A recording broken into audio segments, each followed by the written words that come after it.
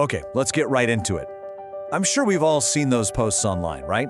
Someone who retired at like 34, living on a beach, telling the world that early retirement is this simple dream you can just achieve.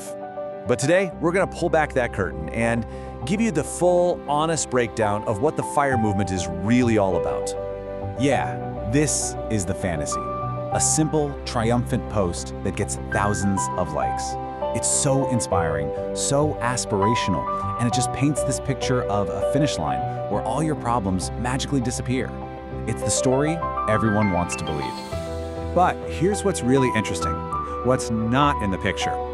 You know that viral post? It didn't mention her husband still works a full-time job, which, by the way, covers their health insurance.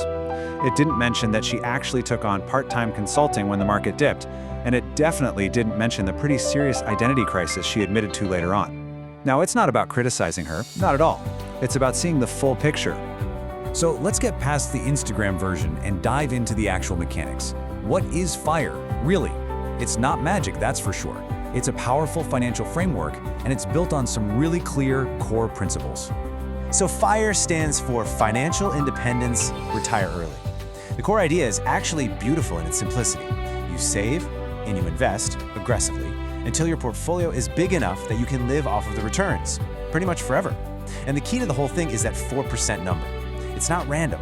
It comes from what's called the safe withdrawal rate, based on tons of historical data from things like the famous Trinity study. The theory is, if you can live on 4% of your investments each year, your portfolio should last indefinitely. But here's something that's absolutely crucial to understand. FIRE is not one size fits all. It's more like a spectrum.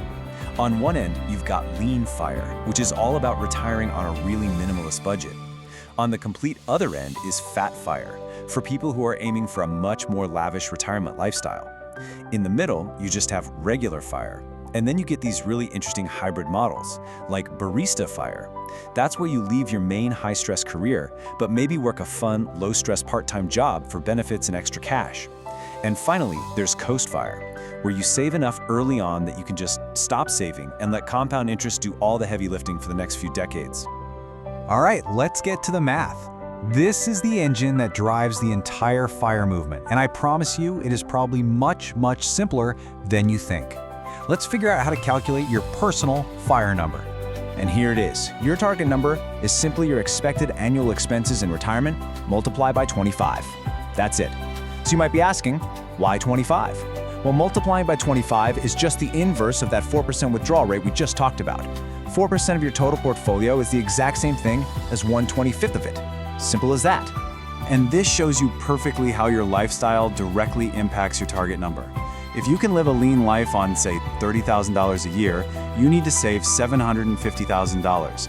But if you're gunning for that fat FIRE lifestyle at $100,000 a year, well, your target jumps all the way to $2.5 million. The math is simple, but your lifestyle choices are what really define the journey. Now, this is a super important point, so don't miss it.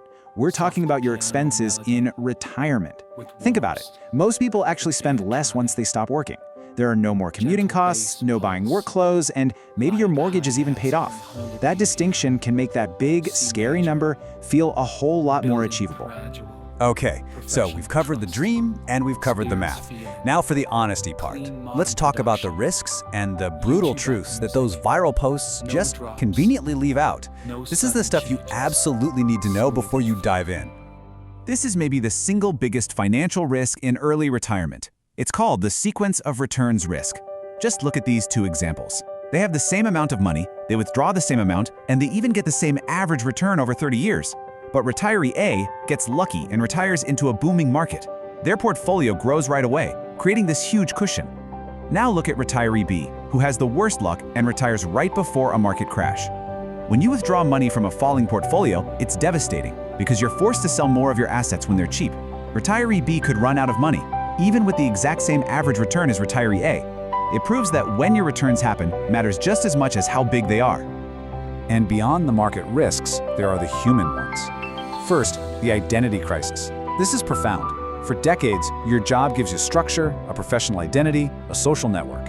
And when that disappears overnight, it can be deeply unsettling. Second, the goalposts shift.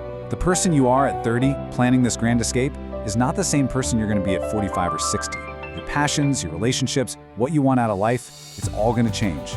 And finally, the inflation fight is real.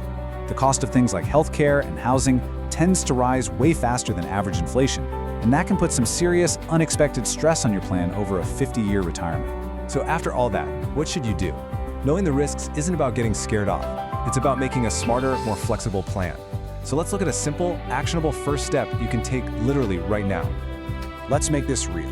First, estimate what you'll actually spend per year in retirement and be honest with yourself.